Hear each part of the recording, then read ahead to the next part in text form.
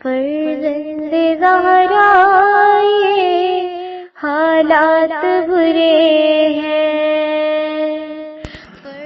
کاشانہ بصیرت ایک ایسا مکمل یوٹیوب چینل جس پر محروم بصارت کے لیے بالخصوص اور تمام افراد کے لیے بالعموم سینکڑوں کی تعداد میں اسلامی کتب دستیاب ہیں۔ لہذا گزارش ہے کہ آپ اپنی ذمہ داری نبھاتے ہوئے کاشانہ بصیرت کو سبسکرائب کرنے کے ساتھ ساتھ بیل آئیکن کو پریس کیجئے تاکہ آپ علم کے حصول کے ساتھ ساتھ مذہب اہل بیت کی اشاعت میں بھی اہم کردار ادا کرتے رہیں۔ کاشانہ بصیرت۔ فرزند زہرا یہ حالات برے ہیں۔ بسم اللہ الرحمن الرحیم۔ السلام علیکم۔ یہ کتاب آپ کے لیے کاشانہ بصیرت کی یوٹیوب چینل کی جانب سے ریکارڈ کی جا رہی ہے۔ نام کتاب حیات القلوب، حصہ اول، تالیف علامہ مجلسی علیہ رحمہ۔ اب ہم کتاب کا پارٹ نمبر 70 پڑھیں گے۔ 29واں باب حضرت ارمیہ و دانیال و عزیر علیہ السلام کے حالات اور بخت نصر کے عجیب و غریب واقعات کا بقیہ حصہ، صفحہ نمبر 835۔ بسند معتبر حضرت صادق علیہ السلام سے منقول ہے کہ ایک روز جناب رسالت مآب نے فرمایا کہ روٹی کی قدر کرو، کیونکہ اس کے لیے عرش سے زمین تک مخلوقات خدا نے عمل اور محنت کی ہے۔ تب کہیں روٹی تیار ہوئی ہے۔ پھر ان لوگوں سے فرمایا جو حضرت کے گرد تھے کہ کیا تم چاہتے ہو کہ تم سے ایک بات بیان کروں؟ لوگوں نے عرض کی، ہاں یا رسول اللہ، ہمارے ماں باپ آپ پر فدا ہوں۔ حضرت نے فرمایا کہ تم سے پہلے ایک پیغمبر حضرت دانیال تھے۔ ایک مرتبہ انہوں نے ایک کشتی بان کو ایک روٹی دی کہ مجھے دریا سے پار اتار دے۔ اس نے وہ روٹی پھینک دی اور کہا کہ میں اس روٹی کو لے کر کیا کروں گا؟ ایسی روٹیاں تو ہمارے چاروں طرف پڑی ہوئی پامال ہوتی رہتی ہیں۔ اس کی یہ حرکت دیکھ کر حضرت دانیال نے اپنے دست مبارک آسمان کی جانب بلند کر کے کہا، پالنے والے، روٹی کی بے قدری نہ ہونے دے۔ تو نے دیکھا کہ اس شخص نے روٹی کے ساتھ کیا کیا اور روٹی کے بارے میں کیا کہا؟ تو خدا نے آسمان کو وحی کی کہ بارش ان پر بند کر دے، اور زمین کو وحی فرمائی کہ پختہ اینٹ کی مانند ہو جا، کہ تجھ میں گھاس تک نہ اگے۔ غرض کے پانی برسنا بند ہو گیا اور ان میں ایسا قحط پڑا کہ ایک دوسرے کو کھانے لگے، اور جب ان پر سختی اور تنگی اس حد تک پہنچ گئی جہاں تک خدا کو منظور تھا جس سے ان کی تعذیب ہو سکے، تو ایک روز ایک عورت نے جس کے ایک لڑکا تھا دوسری ایک عورت سے جس کے بھی ایک لڑکا تھا کہا کہ آج میں اپنے لڑکے کو مار ڈالتی ہوں تاکہ میں اور تو مل کر کھائیں، اور کل تو اپنے لڑکے کو قتل کرنا اور اس میں سے مجھے بھی حصہ دینا۔ اس نے کہا منظور ہے۔ غرض اس عورت نے اپنے لڑکے کو قتل کر دیا اور دونوں نے اس کا گوشت کھا لیا۔ دوسرے روز جب دونوں کو بھوک معلوم ہوئی تو دوسری عورت نے اپنے بچے کو قتل کرنے سے منع کیا۔ اس پر تکرار ہوئی اور دونوں حضرت دانیال کے پاس فیصلے کے لیے آئیں۔ حضرت دانیال نے فرمایا کہ نوبت یہاں تک پہنچ گئی کہ اپنے لڑکوں کو تم لوگ کھانے لگے۔ دونوں نے عرض کی، ہاں اے پیغمبر خدا، بلکہ اس سے بدتر حالت یہ ہے۔ تو آپ نے اپنے ہاتھ آسمان کی جانب بلند کی اور مناجات کی کہ پالنے والے، اپنے فضل و کرم کو پھر ہمارے شامل حال فرما، اور کشتی بان اور اس کے مانند لوگوں کی نخوت و گناہ کے سبب جنہوں نے کفران نعمت کیا ہے، بچوں اور کمزوروں کو عذاب میں مبتلا نہ رکھ۔ اس وقت خدا نے آسمان کو بارش کا اور زمین کو دانہ اگانے کا حکم فرمایا کہ میری مخلوق کی کمی کو پورا کرے جو اتنی مدت تک ان کے لیے قائم رکھی گئی تھی، اس لیے کہ میں نے کمسن بچوں کی وجہ سے ان پر رحم کیا۔ حدیث معتبر میں حضرت امیر المومنین علیہ السلام سے منقول ہے کہ جب کسی درندے کو دیکھو تو کہو، میں دانیال کے اور اس کنویں کے رب سے جس میں وہ ڈالے گئے تھے پناہ مانگتا ہوں شیر اور ہر درندے کے شر سے۔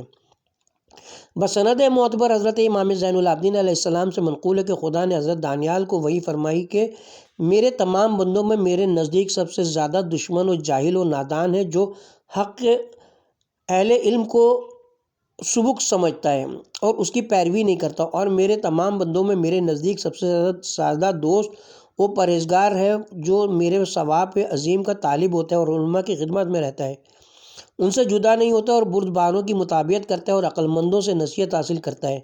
اپنی سندوں سے قطب راوندی اور ابن بابویہ نے وہاب بن منبع سے روایت کی ہے کہ جب بخت نصر بادشاہ ہوا ہر وقت بنی اسرائیل سے فسق و فجور کا امیدوار رہتا، کیونکہ جانتا تھا کہ جب تک وہ اس قدر زیادہ گناہ نہ کر لیں گے کہ خدا کی نصرت و عنایت کے مستحق نہ رہ جائیں، اس وقت تک وہ ان پر مسلط نہیں ہو سکتا ہے۔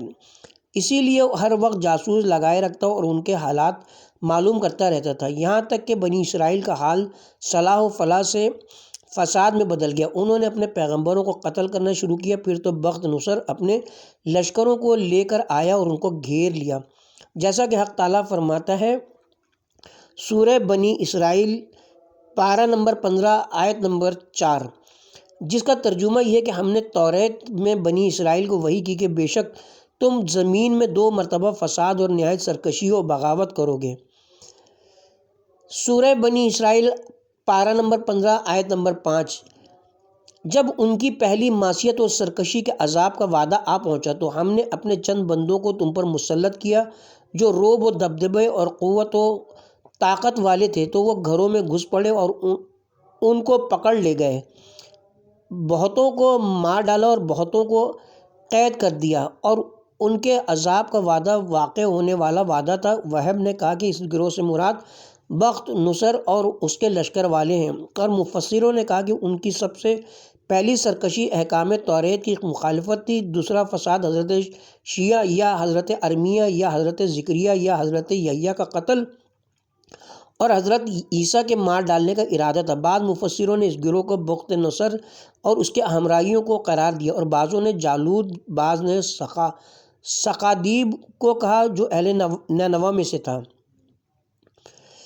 سورہ بنی اسرائیل پارہ نمبر 15 آیت نمبر 6، پھر ہم نے تمہارے لیے دولت اور ان پر غلبہ عطا کیا اور مال و دولت سے تمہاری مدد کی اور تمہاری فوج بڑھا دی۔ مفسرین بیان کرتے ہیں کہ بابل کے بادشاہ لہراسف کی جانب سے بخت نصر جو جب ان کو تباہ و برباد کر چکا، اس کے بعد اس کا بیٹا گشتاسف جب بادشاہ ہوا تو اس نے بنی اسرائیل پر رحم کیا اور ان کے قیدیوں کو رہا کر کے شام کی طرف بھیجا اور حضرت دانیال کو ان کا بادشاہ بنایا، تو بنی اسرائیل بخت نصر کے ہمراہیوں پہ غالب ہوئے، اور دوسرے قول کی بنا پر اس سے حضرت داؤد کے جالود کو قتل کرنے کی جانب اشارہ ہے۔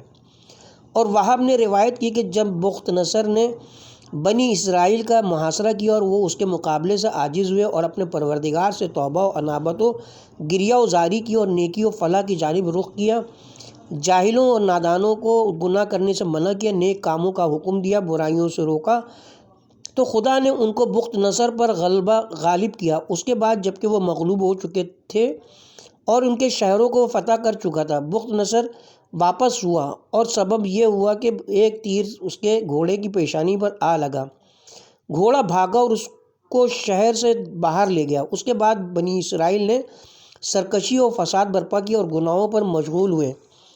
اس سبب سے پھر بخت نصر نے ان پر حملہ کرنے کا ارادہ کیا جیسا کہ خداوند عالم فرماتا ہے، جب ان کے دوبارہ عذاب کا وقت آ پہنچا، آیت نمبر 7، ہم نے ان کو ابھارا تاکہ تمہارے چہرے بگاڑ دیں اور بیت المقدس میں داخل ہوں جس طرح پہلی بار داخل ہوئے تھے، تاکہ ان کو اس حد تک ہلاک و برباد کریں جس قدر وہ ظلم و طغیان کر چکے ہیں۔ مفسروں نے کہا ہے کہ بادشاہ بابل دوبارہ ان سے جنگ کے لیے آیا، اور وہاب نے روایت کی ہے کہ جب بنی اسرائیل دوبارہ فساد کی جانب پلٹے اور حضرت ارمیہ نے ان کو خبر دی کہ بخت نصر تم سے جنگ کے لیے آ رہا ہے اور خدا نے تم پر غضب ڈھایا ہے، اور فرماتا ہے کہ اگر توبہ کرو گے تو تمہارے آباء طاہرین کے سبب تم پر رحم کروں گا، اور فرماتا ہے کہ کبھی تم نے دیکھا ہے کہ کسی نے مجھ سے سرکشی کی اور اس کو میری نافرمانی کے سبب سعادت حاصل ہوئی، یا کسی نے میری اطاعت کی اور میری اطاعت کے سبب وہ بدبخت و بدحال ہوا؟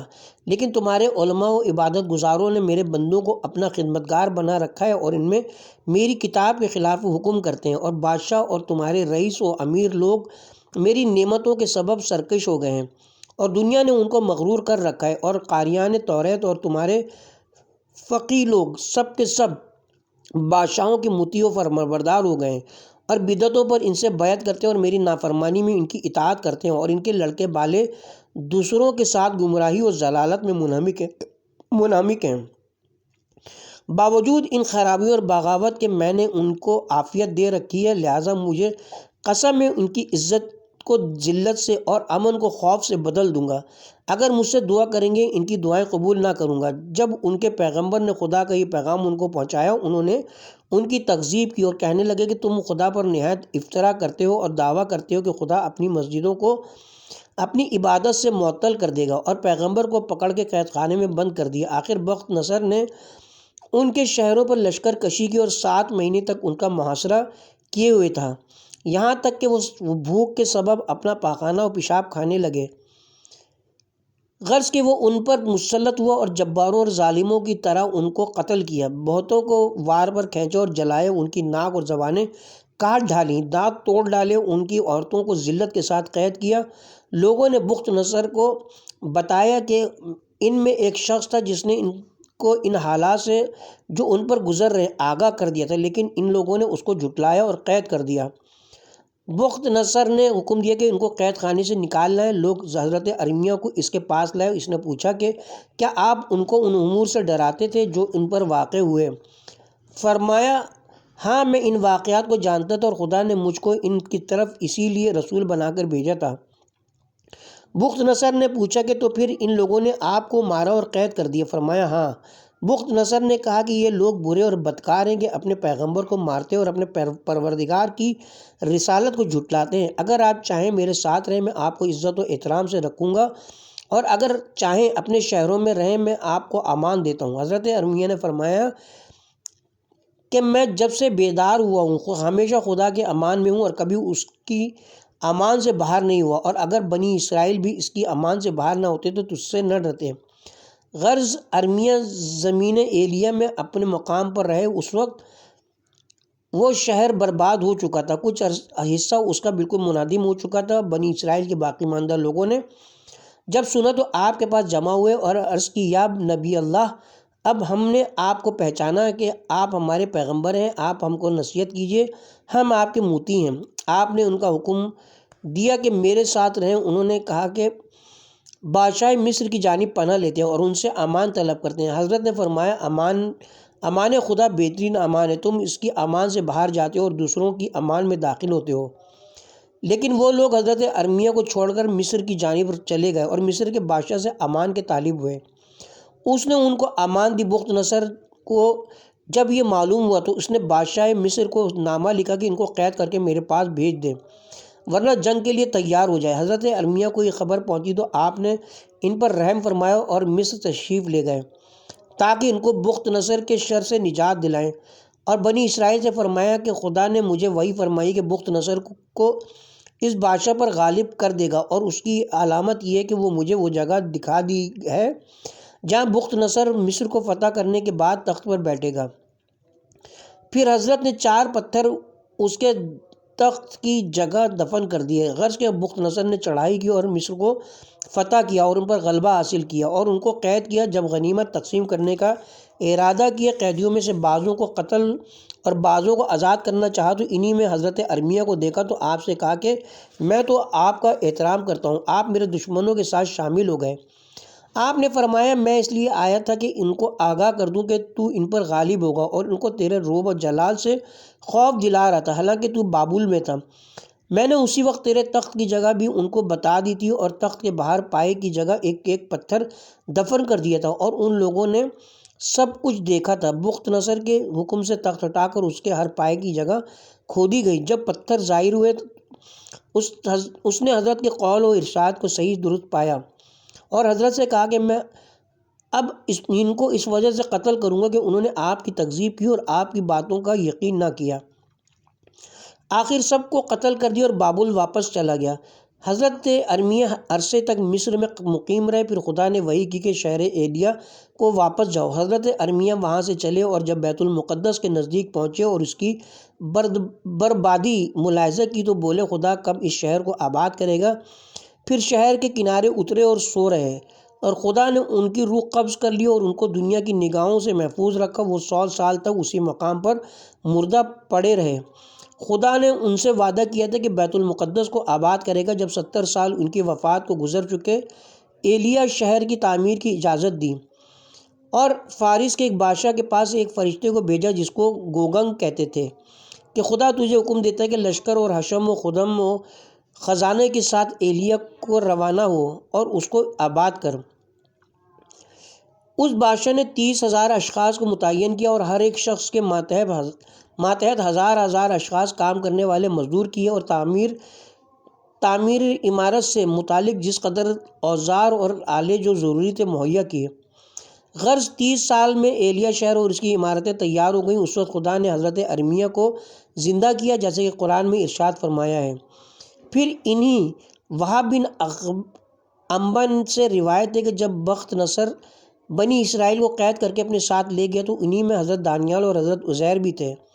غرض کہ وہ جب شہر بابل میں پہنچا ان بنی اسرائیل کو اپنا غلام بنایا۔ پھر 7 برس کے بعد ایک خواب دیکھا اور بہت ڈرا۔ جب بیدار ہوا، خواب بھول گیا تو اپنی قوم کو جمع کیا اور ان سے پوچھا کہ بتاؤ میں نے کیا خواب دیکھا تھا؟ 3 روز کے اندر میرا خواب مجھے بتاؤ ورنہ سب کو دار پر چڑھا دوں گا۔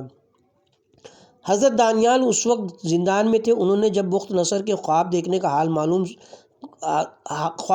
کا حال سنا، زندان باز سے کہا تو نے میرے ساتھ بہت نیکی کی ہے، کیا اتنا ہو سکتا ہے کہ میرے بارے میں بادشاہ کو اطلاع دے دے؟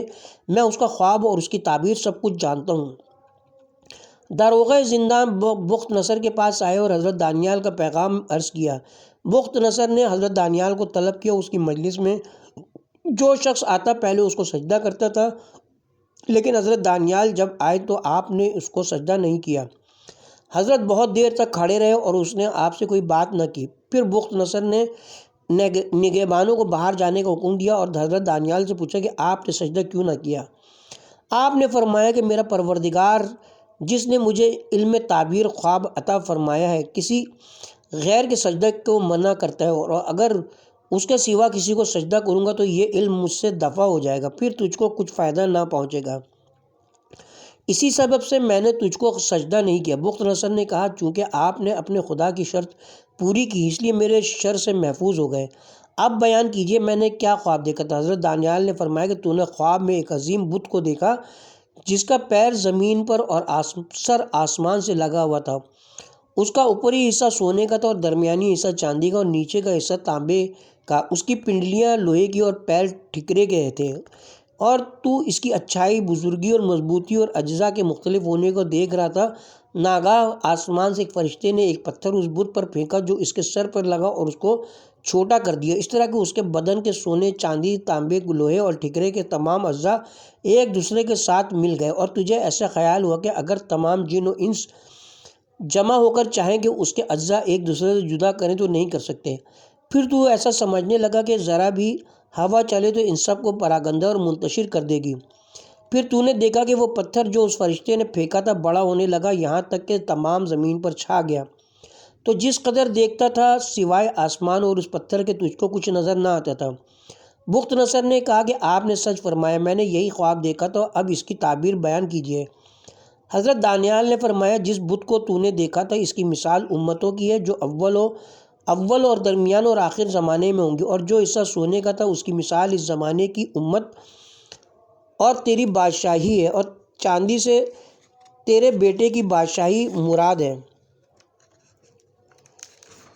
جو تیرے بعد ہوگا، اور تانبے کی مثال امت روم ہے، اور لوہے کی مثال فارس والے اور عجم کے بادشاہ ہیں، اور ٹھیکرے کی مثال دوامت کی بادشاہی ہے کہ ان کے بادشاہ کی 2 بیویاں ہوں گی، ایک یمن کی شرقی جانب اور دوسری شام کی غربی سمت۔ اور وہ پتھر جس نے آسمان سے آ کر بت کو چھوٹا کر دیا وہ اس دین کی جانب اشارہ ہے جو آخری زمانے میں اس وقت کی امت پر نازل ہوگا اور دوسرے دینوں کو شکست دے گا اور باطل کر دے گا۔ خداوند عالم ایک پیغمبر امی کو عرب کی سرزمین سے محبوس کرے گا جس کے سبب تمام امتوں اور دینوں کو پست کر دے گا، جیسا کہ تو نے خواب میں دیکھا کہ وہ پتھر بڑا ہوا اور اس نے تمام زمین کو گھیر لیا۔ یہ سن کر بخت نصر بولا آپ کے احسان و کرم کے برابر مجھ پر کسی شخص کا حق نہیں ہے، میں آپ کو اس کا عوض دینا چاہتا ہوں۔ اگر آپ اپنے شہروں کی طرف جانا چاہیں تو میں وہاں بھیج دوں اور آپ کی خاطر ان شہروں کو آباد کر دوں، اور اگر میرے ساتھ رہنا چاہیں تو آپ کو عزت و احترام کے ساتھ اپنے ہمراہ رکھوں گا۔ حضرت دانیال نے فرمایا ہمارے شہر جب تک خدا نے خراب و ویران رکھنا مقدر کر رکھا ہے وہ سب برباد ہی رہیں گے، اور وہ جب چاہے گا آباد کرے گا، میں تو تیرے ساتھ ہی رہنا بہتر سمجھتا ہوں۔ بخت نصر نے اپنے لڑکوں اور خدمتگاروں اور اپنے کنبے والوں کو جمع کر کے کہا کہ یہ شخص حکیم و دانا ہے جس کے سبب خدا نے مجھے اس غم سے نجات بخشی جس سے تم سب عاجز ہو چکے تھے، لہٰذا میں نے اپنے اور تمہارے تمام امور اس کے حوالے کر دیے۔ اے میرے فرزندو، اس مرد بزرگ سے علم حاصل کرو اور اس کی اطاعت کرو، اور کوئی پیغام میری جانب سے اور کوئی حکم اس کی جانب سے تمہارے پاس پہنچے تو پہلے اس کے حکم کو مانو، غرض کے پھر کوئی کام بغیر حضرت کے مشورے کے نہیں کرتا تھا۔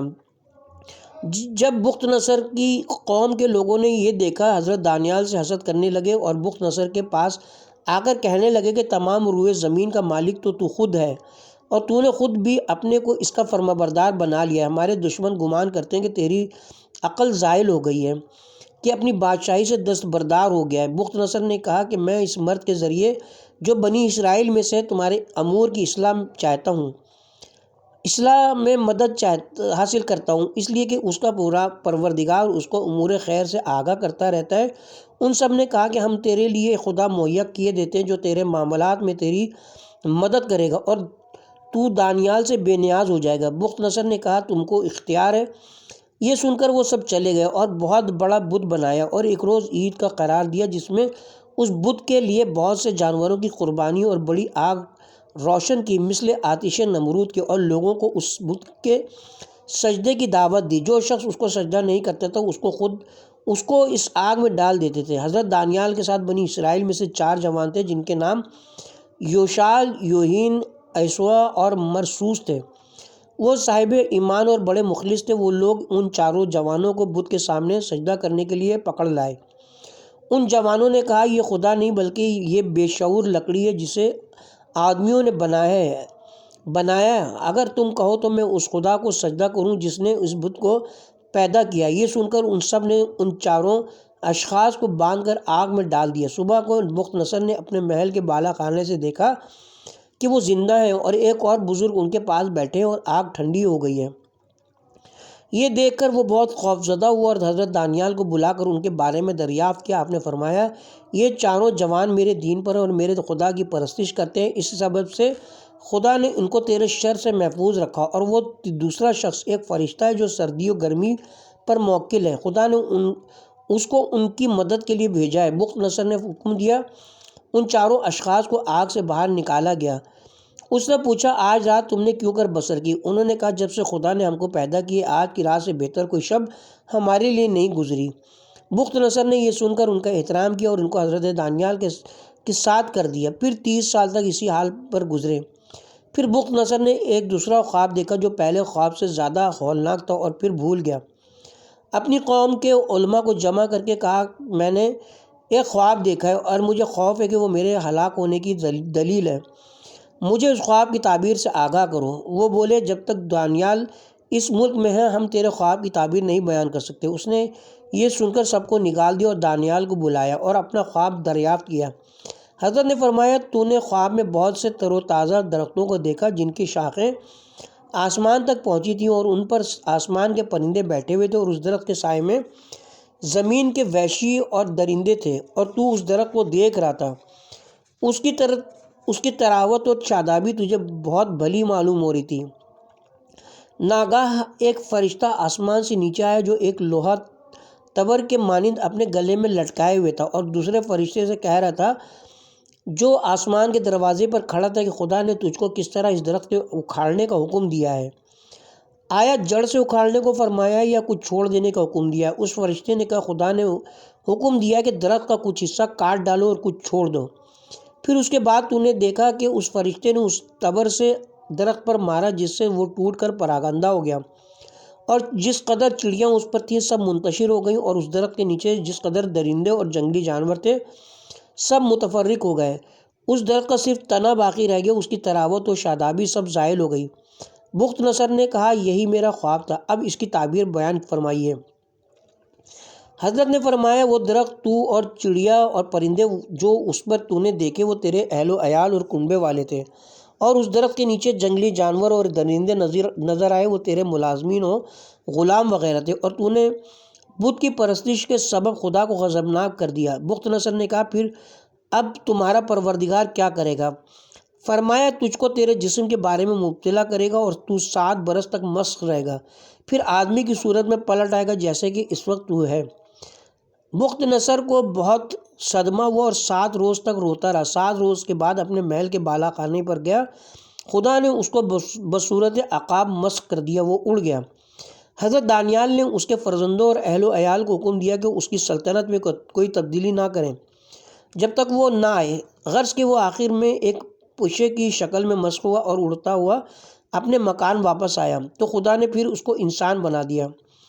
اس نے غسل کیا اور ٹاٹ کے کپڑے پہنے اور لوگوں کو جمع کیا اور کہا، میں نے اور تم سب نے خدا کے سوا اس چیز کی عبادت کی جو کچھ فائدہ اور نقصان نہیں پہنچا سکتی، اور بے شک مجھ پر میری ذات کے بارے میں خدا کی کچھ قدرت ظاہر ہو گئی جس سے میں نے سمجھا کہ بنی اسرائیل کے خدا کے علاوہ کوئی اور خدا نہیں، لہذا جو شخص میری مطابقت کرے گا وہ مجھ سے ہے اور وہ برابر درجے میں ہوگا، اور جو میری مخالفت کرے گا میں اپنی تلوار سے اس کا سر اڑا دوں گا، یہاں تک کہ خدا میرے اور اس کے درمیان حکم کرے۔ میں نے تم کو آج رات صبح تک کی مہلت دی، صبح تم سب میرے پاس پھر حاضر ہونا۔ یہ کہہ کر وہ اپنے محل میں چلا گیا اور اپنے بستر پر بیٹھا۔ خدا نے اسی وقت اس کی روح قبض کر لی۔ وہاب نے کہا، میں نے یہ تمام قصہ ابن عباس سے سنا ہے۔ پھر قطب راوندی روایت کرتے کہ جب بخت نصر مر گیا تو لوگوں نے اس کے لڑکے کی اطاعت کی۔ اس نے ان ظروف کے بارے میں حضرت دانیال سے مشورہ کیا جو جنوں اور شیطانوں نے حضرت سلیمان کے لیے مروارد و یاقوت وغیرہ کے بنائے تھے، جو ایسے دریاؤں سے نکالے گئے تھے جن کو کشتی کے ذریعے عبور کرنا ممکن نہ تھا۔ ان کو بخت نصر نے بیت المقدس اور بابل سے غنیمت میں حاصل کیا تھا۔ حضرت دانیال نے فرمایا، یہ ظروف طاہر و پاک ہیں، ان کو پیغمبر اور پیغمبر کے فرزند نے بنوائے ہیں تاکہ ان کے پروردگار کی عبادت کا وسیلہ ہو، لہٰذا ان کو سور کے گوشت اور نجس چیزوں سے کثیف اور نجس مت کرنا، کیونکہ ان کا وارث کوئی ہے جس کے پاس بہت جلد خدا ان کو پہنچا دے گا۔ لیکن اس نے حضرت دانیال کے حکم پر عمل نہ کیا اور حضرت کو نکال دیا اور آزاد کر دیا۔ اس کی ایک نہایت عقل مند عورت تھی جس نے حضرت دانیال سے تربیت حاصل کی تھی۔ اس نے ہر چند اس کو نصیحت کی کہ تیرا باپ ہر مشکل امر میں حضرت دانیال سے مدد طلب کیا کرتا تھا، اس کی نافرمانی مت کر، مگر اس نے کچھ نہ سنا اور ہر فعل بد کا مرتکب ہوتا رہا، یہاں تک کہ اس کے بے شمار گناہوں کے سبب زمین نے بارگاہ اہدیت میں فریاد و استغاثہ کیا۔ آخر ایک روز جب کہ وہ اپنے عیدگاہ میں تھا، اس نے دیکھا کہ آسمان سے ایک ہاتھ برآمد ہوا اور دیوار پر 3 کلمے لکھ کر قلم و ہاتھ غائب ہو گیا۔ اس نے حضرت دانیال کو بلایا اور اس کا مطلب دریافت کیا۔ آپ نے فرمایا، پہلے کلمے کا مطلب یہ کہ تیری عقل تمیز کی ترازو میں تولی گئی تو وہ بہت سبک ٹھہری۔ دوسرے کلمے کے معنی یہ کہ تو نے وعدہ کیا تھا کہ جب تو بادشاہ ہوگا تو نیک کام کرے گا، لیکن تو نے وفا نہ کیا۔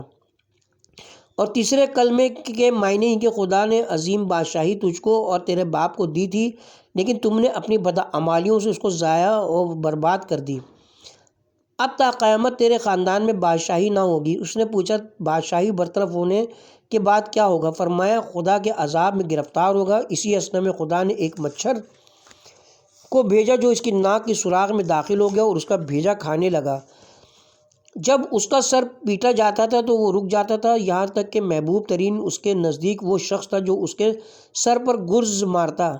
40 روز اسی حال سے گزر گئے، یہاں تک کہ وہ جہنم واصل ہوا۔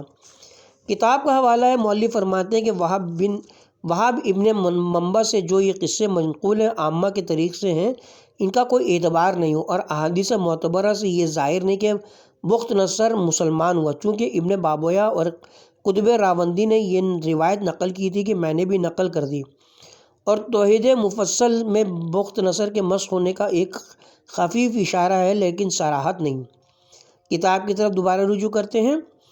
ابن عباس سے منقول ہے کہ ایک روز عزیر علیہ السلام نے مناجات کی کہ پالنے والے، میں نے تیرے تمام امور و احکام میں غور کیا اور اپنی عقل سے آثار عدالت کو مکمل پایا۔ ایک بات ضرور ہے جس میں میری عقل حیران ہے، اور وہ یہ کہ تو ایک گناہ گار جماعت پر غضبناک ہوتا ہے اور عذاب بھیجتا ہے تو سب پر، جس میں بے گناہ بچے بھی ہوتے ہیں۔ حکم ہوا کہ شہر سے نکل کر صحرا میں چلے جاؤ۔ انہوں نے حکم کی تعمیل کی اور صحرا میں نکل گئے۔ جب ہوا کی گرمی شدید ہوئی، ایک درخت کے سائے میں پناہ لی اور سو گئے۔ ایک چیونٹی نے ان کے پیر میں کاٹ لیا، انہوں نے جھنجھلا کے پیر زمین پہ مارا وہاں کی سینکڑوں چونٹیاں مر گئیں۔ اس وقت وہ سمجھے کہ خدا نے ان کو اس مثال کے ذریعے سمجھایا ہے۔ پھر خدا نے ان کو وحی کی کہ اے عزیر، جب کوئی گروہ میرے عذاب کا مستحق ہوتا ہے تو عذاب کا ایک وقت میں مقرر کرتا ہوں جبکہ لڑکوں اور بچوں کی عمر پوری ہو چکی ہوتی ہے، تو لڑکے بچے تو اپنی موت سے مرتے ہیں اور گناہ گار لوگ میرے عذاب کے سبب ہلاک ہوتے ہیں۔ بسند صحیح حضرت صادق علیہ السلام سے منقول ہے کہ حق تعالیٰ نے ایک پیغمبر بنی اسرائیل پر مبعوث فرمایا جس کو ارمیہ کہتے تھے۔ خدا نے ان کو وحی کی کہ بنی اسرائیل سے پوچھو کہ وہ کون سا شہر ہے جس کو میں نے تمام شہروں میں سے انتخاب اور برگزیدہ کیا اور جس میں عمدہ قسم کے درخت میں نے اگائے ہیں، ہر درخت سے الگ اور بہتر، اور میں نے ان کو پاک کیا ہے۔ وہ شہر پھر گندا اور خراب ہو گیا اور عمدہ پھل والے درختوں کے بجائے اس شہر میں درختان خر نوب پیدا ہو گئے۔ جب حضرت ارمیہ نے بنی اسرائیل سے یہ بات پوچھی وہ ہنسے اور آپ کا مذاق اڑانے لگے۔ حضرت نے خدا سے ان کی شکایت کی۔ خدا نے وحی فرمائی کہ ان سے کہو کہ وہ شہر بیت المقدس ہے اور وہ درخت بنی اسرائیل ہیں جن سے ہر بادشاہ کا تسلط میں نے برطرف کر رکھا تھا۔ آخر ان لوگوں نے فساد برپا کی اور میری نافرمانی کرنے لگے تو میں اب ان پر ایسے شخص جبار کو مسلط کروں گا جو ان کا خون بہائے گا، ان کے مال و اسباب لوٹ لے گا، وہ ہر چند فریاد کریں گے، میں ان پر رحم نہ کروں گا، مجھ سے دعائیں مانگیں گے، میں قبول نہ کروں گا۔ 100 سال تک ان کا یہی حال رہے گا، پھر 100 سال کے بعد ان کو آباد کروں گا۔ جب یہ پیشن گوئی حضرت ارمیہ نے بنی اسرائیل سے بیان کی، ان کے علماء رونے چلانے لگے کہ یا رسول خدا، ہمارا اس میں کیا گناہ ہے؟ ہمارے اعمال ان نافرمانوں کے سے تو نہیں ہیں، لہٰذا آپ بارگاہ معبود میں مناجات کریں۔ حضرت ارمیہ نے 7 روز روزہ رکھا، ان پر کوئی وحی نازل نہ ہوئی، پھر دوبارہ 7 روز روزے رکھے، اس کے بعد پھر 7 روزے رکھے تو 21ویں روزے ان پر وحی نازل ہوئی کہ اس ارادے سے باز آ جاؤ، کیا تم چاہتے ہو کہ اس امر میں مجھ سے شفاعت کرو جو میرے حتمی حکم سے تعلق رکھتا ہے؟ اگر دوبارہ اس بارے میں تم نے کچھ کہا تو تمہارا چہرہ پشت کی جانب پھیر دوں گا۔ بنی اسرائیل کے علماء سے کہہ دو کہ تمہارا گناہ یہی کہ تم ان کے گناہوں کو دیکھتے رہے اور چشم پوشی کرتے رہے، تم نے ان کو روکا نہیں۔ پھر خدا نے ان پر بخت نصر کو مسلط فرمایا، ان کے ساتھ جو کچھ کیا وہ تم نے سنا۔ آخر میں بخت نصر نے حضرت ارمیہ کو بلا کر کہا کہ میں نے سنا کہ آپ نے اپنے پروردگار کی جانب سے ان کو خبر دے دی تھی جو کچھ میں نے ان کے ساتھ کیا، لیکن ان کی سمجھ میں نہیں آیا۔ اچھا، آپ اگر چاہیں تو میرے ساتھ رہیں یا جہاں چاہیں جائیں، یا جہاں چاہیں آپ جا سکتے ہیں۔ حضرت نے علیحدہ رہنا پسند فرمایا اور اپنے توشے میں آپ انگور اور انجیر لے کر اور دوسری روایت کے مطابق انگور اور لہسن ساتھ لے کر شہر سے اتنی دور نکل گئے جہاں تک نظر کام کر سکتی تھی۔ پھر پلٹ کے شہر کی جانب دیکھا اور فرمایا ان مردوں کو خدا کیوں کر زندہ کرے گا؟ تو خدا نے ان کی روح قبض کر لی اور 100 سال تک مردہ رکھا۔ صبح کے وقت وہ مرے تھے اور جب 100 سال کے بعد خدا نے ان کو زندہ کیا تو شام کا وقت تھا اور آفتاب غروب ہونے والا تھا، اور سب سے پہلے ان کے جس عضو میں جان آئی ان کی آنکھیں تھیں۔ ان سے کہا گیا کہ کتنی مدت اس مقام پر تم نے قیام کیا؟ انہوں نے کہا کہ 1 روز، اور جب دیکھا کہ آفتاب ابھی غروب نہیں ہوا تو بولے بلکہ 1 روز سے بھی کم۔ کہا گیا نہیں، 100 سال اسی مقام پر پڑے ہو، اپنے کھانے پینے کی چیزوں کو دیکھو، ان میں مطلق تغیر نہیں ہوا ہے، اور اپنے خچر کو دیکھو کہ کس طرح بوسیدہ اور اعضاء شکستہ ہے۔ پھر خدا نے ان کی آنکھوں کے سامنے ان کے بدن کی ہڈیوں کو اور ان کے جانوروں کے اعضاء کو ایک دوسرے سے ملایا اور رگیں، پٹھے اور گوشت پوست وغیرہ پیدا کیے۔ وہ صحیح و سالم ہو گئے تو اٹھ کھڑے ہوئے اور بولے کہ میں جانتا ہوں کہ خدا ہر چیز پر قادر ہے۔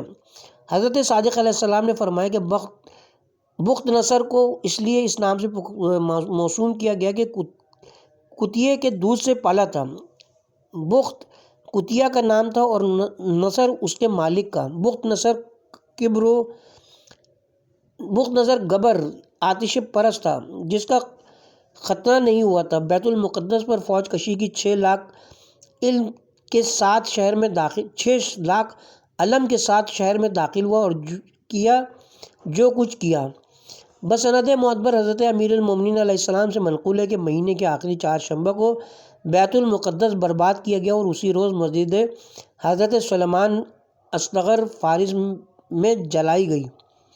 بسند معتبر منقول ہے کہ ابن قوا نے حضرت امیر المومنین علیہ السلام کی خدمت میں عرض کیا کہ لوگ آپ سے روایت کرتے ہیں کہ آپ نے فرمایا کہ ایک لڑکا ایسا گزرا جو اپنے باپ سے بظاہر عمر میں بہت بڑا تھا، حالانکہ میری عقل اس کو قبول نہیں کرتی ہے۔ حضرت نے فرمایا کہ جب عزیر اپنے گھر سے نکلے ان کی زوجہ حاملہ تھیں اور اسی وقت ان کے لڑکا پیدا ہوا۔ اس وقت حضرت کی عمر 50 سال کی تھی۔ خدا نے ان کی روح قبض کر لی۔ جب وہ 100 سال کے بعد زندہ ہوئے تو خدا نے ان کو اسی حیت و حالت میں زندہ کیا جیسا کہ 50 سال کی عمر میں تھے۔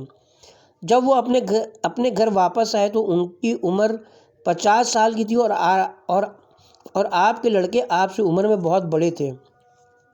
بسند معتبر منقول ہے کہ جب حشام بن عبد الملک حضرت امام محمد باقر علیہ السلام کو اپنے ہمراہ لے گیا، عیسائیوں کے ایک بہت بڑے عالم نے جو اس وقت شام میں تھا حضرت سے چند سوالات کیے اور جواب سن کر مسلمان ہو گیا۔ اس کا ایک سوال یہ بھی تھا کہ آپ نے مجھے آگاہ فرمایا کہ اس مرد کے حال سے جس نے اپنی زوجہ سے مقاربت کی اور وہ 2 لڑکوں سے حاملہ ہوئی اور دونوں بیک وقت پیدا ہوئے، ایک ہی وقت مرے اور ایک ہی قبر میں دفن ہوئے، لیکن ایک کی عمر 150 سال تھی اور ایک کی عمر صرف 50 برس تھی۔ حضرت نے فرمایا یہ دونوں بھائی عزیر و عزرا تھے جو ایک ساتھ میں پیدا ہوئے۔ جب 30 سال ان کی عمریں ہوئیں تو خدا نے حضرت عزیر کو 100 سال تک کے لیے مردہ کر دیا۔ جب ان کو زندہ کیا 20 سال عزرا کے ساتھ زندہ رہے اور پھر دونوں ایک ہی وقت رحمت الہی سے واصل ہوئے۔ عزیر کی مدت زندگانی 50 سال تھی اور عزرا کی 150 سال۔ کتاب کا حوالہ ہے۔ مؤلف فرماتے ہیں کہ چونکہ جو حدیثیں اس پر دلالت کرتی ہیں کہ خدا نے جس کو 100 سال تک مردہ رکھا وہ حضرت ارمیہ تھے، زیادہ صحیح اور زیادہ تعداد میں ہیں۔ ممکن ہے جو حدیثیں حضرت عزیر کے بارے میں ہیں تقیہ پر محمول ہوں کہ حضرت نے اہل کتاب کی موافقت میں فرمایا ہو تاکہ ان کی ہدایت کا سبب ہو اور وہ انکار نہ کر سکیں، اور یہ بھی احتمال ہے کہ دونوں حضرات کے لیے ایسا واقعہ ہوا ہو اور آیہ مبارکہ میں جو کچھ واقعہ ہوا ہے اس میں حضرت ارمیہ کی طرف اشارہ ہے اور واضح ہو کہ یہ قصہ بھی رجت کی حقیقت پر دلالت کرتا ہے اس متواتر حدیث کے موافق جس کو اس کے پہلے مقرر ہم لکھ چکے ہیں کہ جو کچھ بنی اسرائیل میں واقع ہوا ہے اس امت میں بھی واقع ہوگا۔